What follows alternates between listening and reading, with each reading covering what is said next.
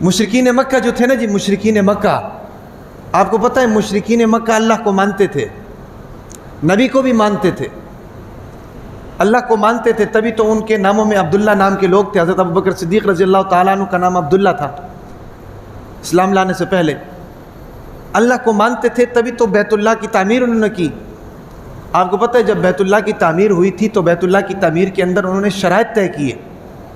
شرائط یہ طے کیے کہ بھائی اس کے اندر وہی مال لگے گا جو حلال راستے سے آیا ہوا ہے، حرام راستے سے جو مال آئے گا وہ اس میں نہیں لگے گا۔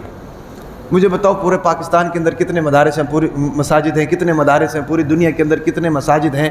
کسی بھی مسجد کو بناتے وقت اس کا متولی یا اس کا سیکٹری یا اس کا جناب فائنانس سیکٹری یا اس کا جناب صدر یہ شرائط لگاتا ہے کہ بھائی اس کے لیے جو مال آئے گا وہ حلال طریقے سے آئے۔ مشرکین مکہ نے یہ شرائط لگائی تھی، اور جو مال لے کر آتا تھا اس کا ہاتھ پہلے خانہ کعبہ کے اوپر رکھتے تھے کہ بھئی اس کے اوپر ہاتھ رکھو، اس کے اوپر ہاتھ رکھ کے قسم کھاؤ کہ یہ مال سود سے نہیں آیا، یہ مال جوئے سے نہیں آیا، یہ مال رشوت سے نہیں آیا، یہ مال اس طرح حرام، جتنے بھی اس وقت کے حرام کمائی کے طریقہ کار تھے، راستے تھے، وہ سارے گنواتے تھے، گنوا کر پوچھتے تھے کہ بھائی بتاؤ یہ ان راستوں سے تو نہیں آیا، قسم اٹھاتے تھے۔ جب وہ قسم اٹھاتا تھا تو اس کے بعد پھر تحقیق بھی کرتے تھے، یہ نہیں کہ قسم اٹھا کر چھوڑ دیا۔ ہمارے یہاں تو قسم اٹھاتے ہیں نا جی، عدالتوں میں چلے جاؤ، گواہ باہر بیٹھے ہوتے ہیں، ان کا کام یہی ہوتا ہے جھوٹی گواہی دینا، ان کا کام یہی ہوتا ہے جج کے سامنے جا کر قسم اٹھا دینا۔ تو وہ قسم اٹھواتے تھے، قسم اٹھوانے کے بعد بھی اس کی تحقیق کرتے تھے کہ بھئی دیکھے تو صحیح اس کا ذریعہ معاش کیا ہے، پیسے کدھر سے لے کر آیا، آخر یہ اتنا پروٹوکول کیوں کرتے تھے، اتنی باریک بینی کیوں کرتے تھے، اتنی بال کی کھال کیوں اتارتے تھے؟ اس کی وجوہات یہ تھی کہ وہ بھائی اللہ کو مانتے تھے۔ سمجھ آ رہی کہ نہیں؟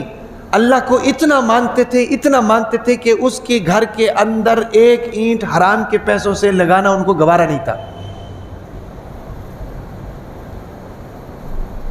اور صورتحال یہاں تک پہنچی کہ حلال کے پیسے اتنے نہیں تھے کہ وہ خانہ کعبہ پورا ہو سکے۔ لیکن غیر مسلم کیوں تھے؟ مسلمان کیوں نہ ہوئے؟ ان کی عقیدہ آخرت ٹھیک نہیں تھا، ان کا عقیدہ آخرت ٹھیک نہیں تھا۔ اللہ کو مانتے تھے لیکن اللہ کے ساتھ اپنے بتوں کو بھی شریک کرتے تھے۔ نبی کو مانتے تھے، نبی کو محمد بن عبداللہ مانتے تھے لیکن محمد الرسول اللہ نہیں مانتے تھے۔ سمجھ آ رہی کہ نہیں؟ اللہ کو مانتے تھے، حاجیوں کو پانی پلاتے تھے، حجر اسود کے اوپر لڑائی ہو گئی قوم قبیلوں کے اندر، حالانکہ پورا مکہ جناب پتھروں سے گھرا ہوا ہے۔ حجر اسود کا پتھر کتنا ہوگا؟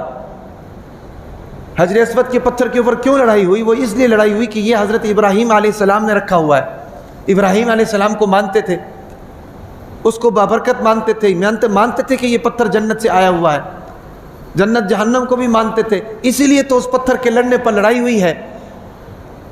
میرے کہنے کا مطلب یہ ہے کہ اس کے باوجود بھی ان کی اصلاح کیوں نہیں ہوئی؟ ان کی اصلاح اس لیے نہیں ہوئی کہ عقیدہ آخرت کو نہیں مانتے تھے۔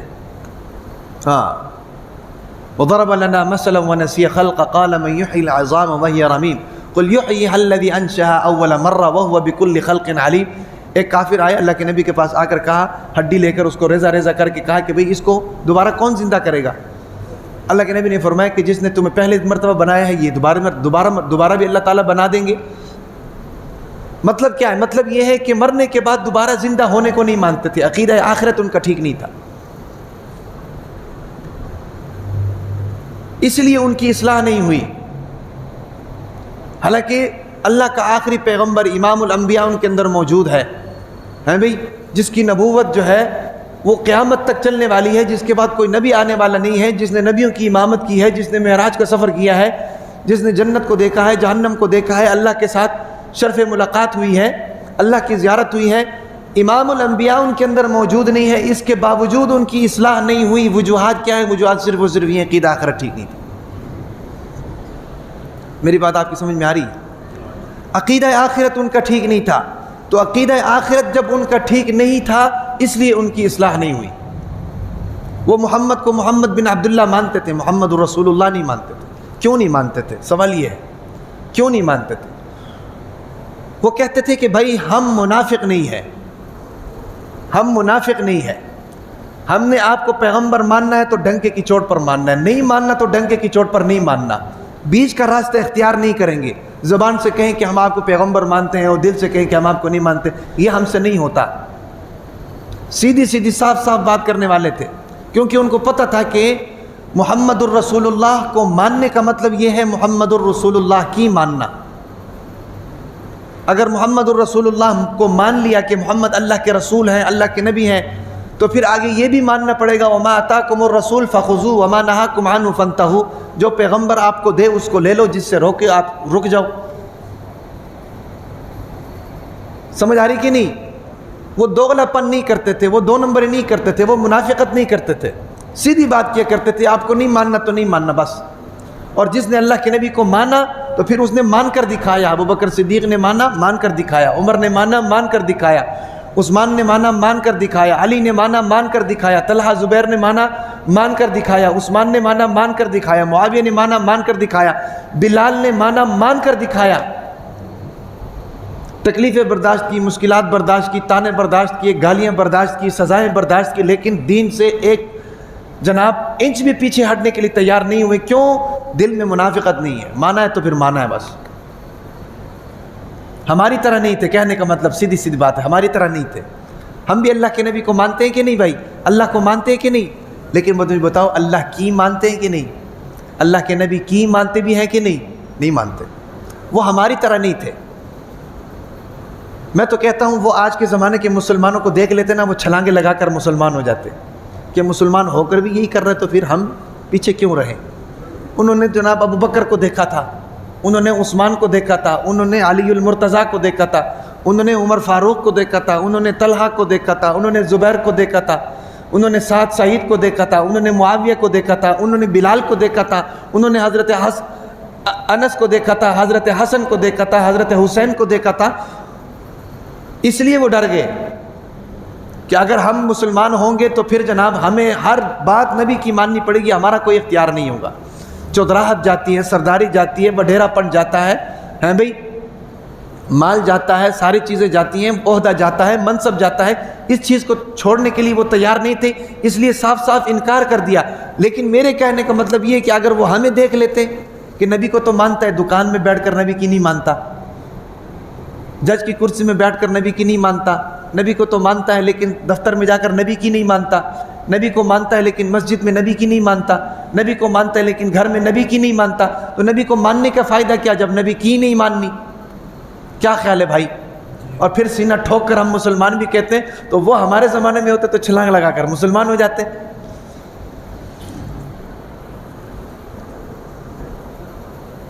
اندازہ لگائیں نا جی ہم اپنی زندگی کا. نبی کو مانتے ہیں لیکن نبی کی سنت پر عمل کرنے کے لیے تیار نہیں. پہنچے جناب ٹخنوں سے اوپر کرنے کے لیے تیار نہیں. کیوں؟ شرم آتی ہے. لوگ کہیں گے کیا کر رہے ہو بھائی, یہ پہنچے کیوں اوپر کیے ہوئے؟ شرم آتی. ٹوپی پہننے کے لیے تیار نہیں, اسلامی لباس پہننے کے لیے تیار نہیں, اسلامی تجارت کرنے کے لیے تیار نہیں, اسلامی کاروبار کرنے کے لیے تیار نہیں, معاملات اسلامی طریقے سے کرنے کے لیے تیار نہیں, سنت رسول رکھنے کے لیے تیار نہیں. لیکن ہے ہم مسلمان, ہے جناب ہم مسلمان. یاد رکھیں ہم میں اور غیر مسلم میں صرف کلمے کا فرق رہ گیا ہے, باقی سارے کام میں وہ ہم سے آگے ہیں. 2 نمبری وہ نہیں کرتے, جھوٹ وہ نہیں بولتے, رشوت وہ نہیں لیتے, دھوکہ وہ نہیں کرتے, ملاوٹ وہ نہیں کرتے, 1 نمبر چیز دیتے ہیں, 1 نمبر چیز لیتے ہیں, ہم کرپشن وہ نہیں کرتے. صرف کلمے کا فرق رہ گیا. کلمہ پڑھ لیں تو وہ ہم سے آگے نکل جائیں گے. ہم کلمہ پڑھتے ہیں اور کلمے کے سہارے جی رہے ہیں, باقی سارے کام میں 2 نمبری, سارے کاموں میں 2 نمبری. کہنے کو ہم سارے مسلمان ہیں, کہنے کو ہم سارے عاشق رسول ہیں, کہنے کو جناب حرمت رسول پر جان بھی قربان ہے, گلا اتروانے کے لیے بھی تیار ہو جاتے ہیں, مرنے مٹانے کے لیے بھی تیار, ہر کام کرنے کے لیے تیار ہو جاتے ہیں. نبی کو مانتے ہیں لیکن مصیبت یہ ہے کہ نبی کی نہیں مانتے ہیں.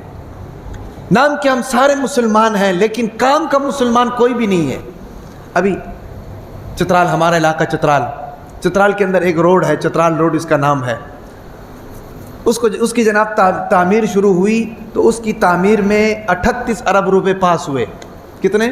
38 کروڑ روپے. 38 کروڑ روپے پاس ہوئے اس روڈ کو بنانے کے لیے. اور مزے کی بات یہ ہے کہ 1 ارب 71 کروڑ روپے اس پر لاگت آ چکی ہے اور روڈ ابھی تک تیار نہیں. اب وہ روڈ بنانے والا حج بھی کرتا ہوگا, کس منہ سے کرے گا؟ پہلی صف میں نماز پڑھتا ہوگا, کس منہ سے پڑھے گا؟ بھی رمضان کے روزے بھی جناب خوب رکھتا ہوگا، سال بھر میں زکوٰۃ بھی دیتا ہوگا، اور اسی عبادت کو اپنے لیے جناب مسلمانی کا ذریعہ سمجھتا ہوگا کہ میں مسلمان ہوں۔ کیا ایسے شخص کو مسلمان کہنا چاہیے اپنے آپ کو؟ کیا مسلمانی کا دعویٰ اس کے منہ سے اچھا لگتا ہے کہ ایک غریب عوام کا پیسہ ہے بھئی، کہاں 38 کروڑ اور کہاں 1 ارب 71 کروڑ روپے، پھر کہتے پاکستان ترقی نہیں کرتا۔ کیسے ترقی کرے گا؟ مسلمانوں کی حالت تو یہ ہو چکی ہے۔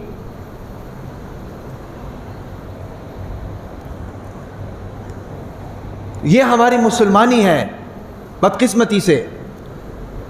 مشرکین مکہ میں یہ نہیں تھا۔ مشرکین مکہ جناب ہاں اور نہ کے درمیان تیسری کوئی بات نہیں کرتے تھے، منافقت نہیں تھی، دھوکہ نہیں تھا۔ کرنا ہے تو کرنا ہے، نہیں کرنا تو نہیں کرنا، جو کرنا ہے کر لو، دیکھی جائے گی۔ مشرکین مکہ میں یہ تھا، غیرت مند لوگ تھے، جنگجو لوگ تھے۔ آپ کو پتہ ہے علماء فرماتے ہیں حضور نبی اکرم صلی اللہ علیہ وسلم کو جزیرہ عرب کے اندر جو مبعوث فرمایا، اس کی کئی حکمتیں تھیں۔ حالانکہ پاس روم کی سرزمین تھی، شام کی سرزمین تھی، فارس کی سرزمین تھی، ترقی یافتہ ملک تھا، ترقی یافتہ قوم، مہذب قوم تھی، ساری چیزیں وہاں پر موجود تھیں۔ عرب میں تو کچھ بھی نہیں تھا، نہ پانی تھا، نہ جناب سبزہ تھا، نہ جناب کھیتی تھی، تو وہ تو سنگلاخ پہاڑیاں تھیں، وہاں کے لوگ بھی اکھڑ مزاج تھے، سخت مزاج تھے، جاہل قوم تھی۔ اللہ تعالیٰ نے اپنے نبی کو اس خطے میں کیوں مبعوث فرمایا؟ علماء فرماتے ہیں کچھ وجوہات تھیں۔ وجوہات یہ تھی کہ وہاں کے لوگوں کے اندر 2 نمبری نہیں تھی، کرنا ہے تو کرنا ہے، نہیں کرنا تو نہیں کرنا۔ ایسے لوگ نبوت کے کام کو لے کر آگے جا سکتے ہیں، اور وہ آگے لے کر گئے۔ ایک یہ خوبی تھی ان لوگوں کے اندر۔